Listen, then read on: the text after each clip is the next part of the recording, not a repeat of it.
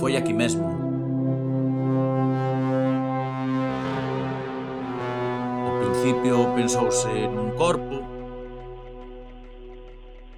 Non é raro que o mar bote un pa fora. Pero as dimensións eran desproporcionadas. Falouse tamén se sería un tiburón. Pero quen ia imaginar tal cousa?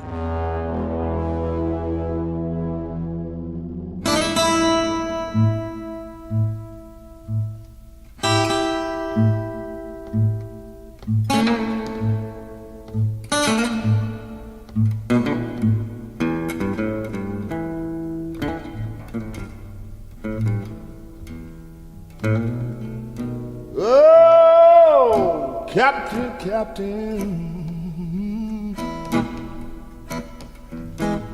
Oh, my captain is so mean.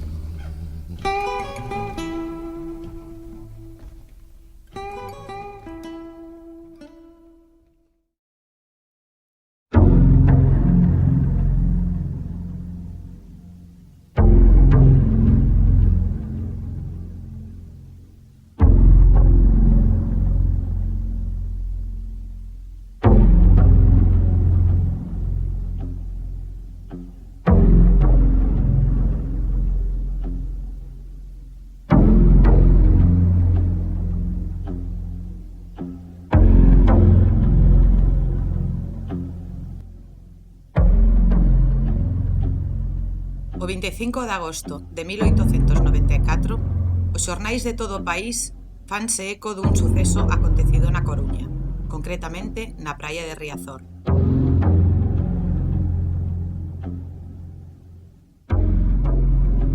Cinco días atrás, o 20 de agosto, avístase dende a beira unha masa flotando no mar de proporcións descomunais.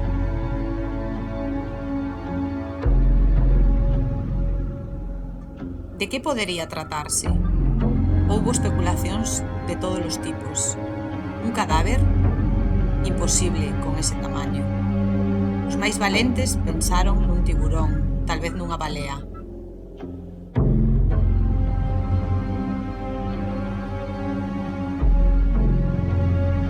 O que fose que era, había que ir comprobalo. 14 homes entre bañistas e mariñeiros subiron nunha embarcación para ir á procura do que resultou ser, para a sorpresa de todos, un polvo xigante.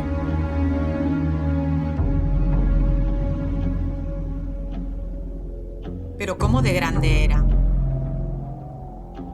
Pois 16 arrobas da época pesaba, o que ven sendo agora uns case 200 kilos. Segundo as testemunhas, 2 homes estirados cabíanlle no buche.